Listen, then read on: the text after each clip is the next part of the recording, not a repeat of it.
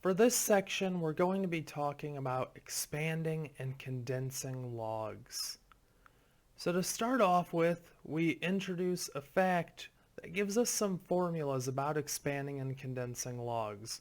The first says log base b of m times n, meaning if you're multiplying two values inside of a log, then the result is equal to log base b of m plus log base b of n. So we can separate multiplication inside of the log into addition of two separate logs of the same base. And if that's true, then division inside of a log, log base b of m divided by n, is equal to log base b of m minus log base b of n. So division goes with subtraction, just like multiplication goes with addition.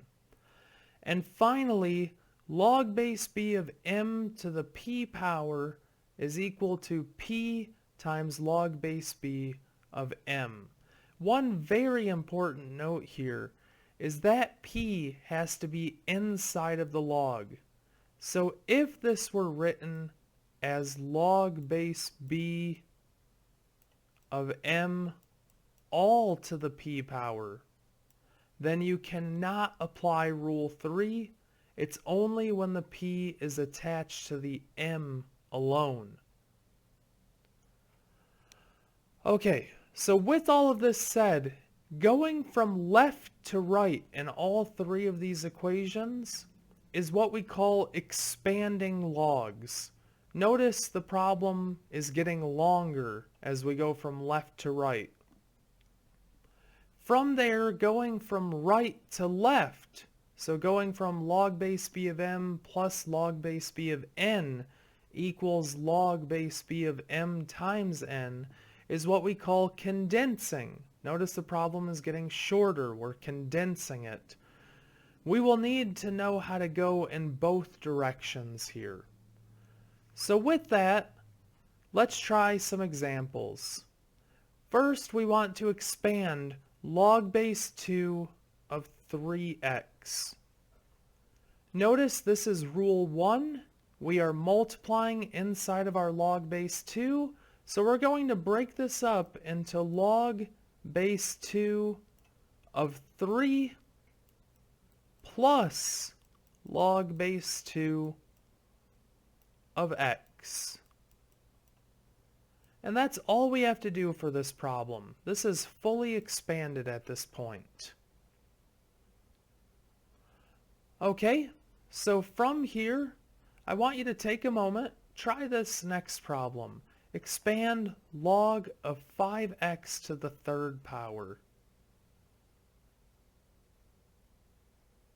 Okay, so trying this together, the first thing we should notice is rule 3 has come up. We have an exponent, and this exponent is not being raised, is not raising the entire log. It's just what's inside of the log. Notice the parentheses stop here. They don't go all the way around the log. So we can apply rule 3, which says to take this 3 and move it out front, which gives us 3 times log of 5x. And from here, we can now expand the multiplication. So it's just like order of operations. You want to take care of exponents before multiplying. So now we take care of the 5 times x, which gives us 3 times the quantity of log 5 plus log x. And finally, our last step, we're going to distribute this 3, which gives us 3 log of 5 plus 3 log of x. And that's fully expanded. Okay, continuing on, this last one's a bit trickier, so we'll try this together. If you want to though, take a moment, pause the video, and actually see if you can go through this. But going through this together, we have the natural log of the square root of x cubed y. The first thing that we should do here is get rid of this square root. So remember that a square root is the same thing as the 1/2 power. Whenever you have a radical, it represents the denominator of your exponent. So because it's a square root, there's technically a 2 here, so we get the 1/2 power. And now we can apply Rule 3 to bring this 1/2 out front, which gives us 1/2 times the natural log of x cubed y. And while it is perfectly okay to leave it in this form, the next step is going to make the problem look a lot nicer. If we take this natural log of x cubed y and put it over 1 and multiply straight across with our two fractions, we'll get 1 times natural log, which gives us the natural log of x cubed y over 2 times 1, which is 2. And now that we have this, we can continue expanding. If we want to expand the natural log of x cubed y, we have to take care of the multiplication first, since this exponent is not raising the y as well. So we get the natural log of x cubed plus the natural log of y all over 2. And finally, if we move this 3 out front, applying Rule 3 again, we get 3 natural log of x plus the natural log of y all over 2. If you had left that 1/2 times your natural log, which would have been perfectly okay, then your answer would have been 3/2 natural log of x plus 1/2 natural log of y. I just think this first way looks a little bit easier to read and work with, but if you prefer the second way, that is perfectly okay as well. Continuing from here, we now can talk about condensing logs. So, at this point, we are going to condense log base 2 plus log x, sorry, not log base 2, I apologize. Let me say that again. We're going to condense log of 2 plus log of x plus log of 3. Thinking about the actual base here, remember if the base isn't shown and it just says log, then that means it's log base 10. Okay, so condensing this, we have addition to take care of, and whenever you have addition and subtraction left, you always go left to right. So first of all, we have log of 2 plus log of x. We're going to condense these two first, which gives us log of 2x, meaning 2 times x, plus log of 3. And now we can condense these two, giving us 2x times 3 inside of our log. So we have log of 6x is the condensed form of log 2 plus log x plus log 3. Now we want to condense log base 6 of 42 minus log base 6 of 7. So the first thing we should do here is, because we are subtracting the logs, that means we're going to have division. So we'll have log base 6 of 42 divided by 7. 42 divided by 7 will give us 6. So we have log base 6 of 6. And remember, whenever you plug a base into that same log base, the result will cancel out and leave you with just 1. So log base 6 of 42 minus log base 6 of 7 is just another way of writing 1.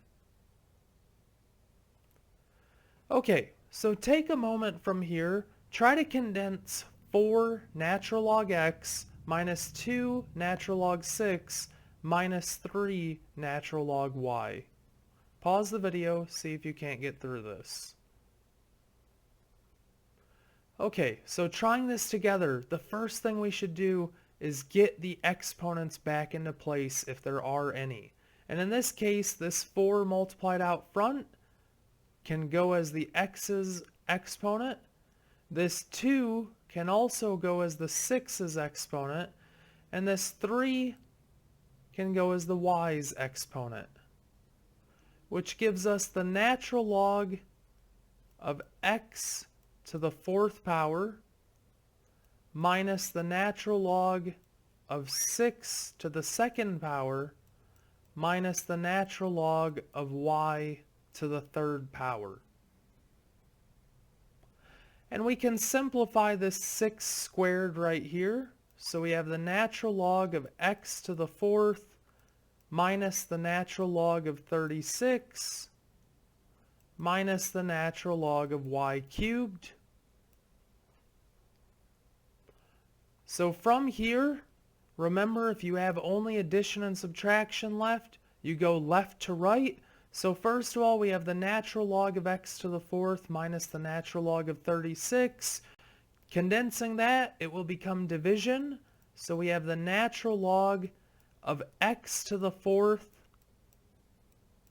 over 36 minus the natural log of y cubed. And now from here, we are subtracting natural logs again. So it's going to become division again, which gives us the natural log of x to the 4th over 36 all over y cubed. And this looks pretty terrible, so we have to start simplifying it. Y cubed, we can put it over 1. And now we have 2 fractions that are being divided. Remember, whenever you're dividing by a fraction, you can multiply by the reciprocal. So this will become the natural log of x to the 4th over 36 times 1 over y cubed, which when you multiply straight across gives you the natural log of x to the 4th over 36 y cubed, which is our fully condensed answer. That is a bit tricky to go through though, so I'm going to show you a shortcut really quick. From this step, when we were subtracting the natural log of y cubed from the natural log of x to the 4th over 36, whenever you have a fraction inside of your first log and you're subtracting by essentially a whole number or just a regular term, a non-fraction, whatever you're subtracting by, take that value and immediately put it in the denominator. So you can immediately just say this is the natural log of x to the 4th over 36 y cubed. If you are adding, so for instance, if this were natural log of x to the 4th over 36 plus the natural log of y cubed, then the y cubed would go into the numerator of this fraction. You would get x to the 4th, y to the 3rd over 36. So if you're adding it, put it in the top. If you're subtracting it, put it in the bottom. And the last thing we'll cover for right now is a fact that says log base a of m equals log base b of m over log base b of a. So what does this mean? Well, this is a way for us to convert to different log bases. Sometimes the log base that you're using isn't useful to the problem. This is especially true if you have an older calculator, for instance, like a TI-83. A TI-83 typically only supports log base 10 and natural log.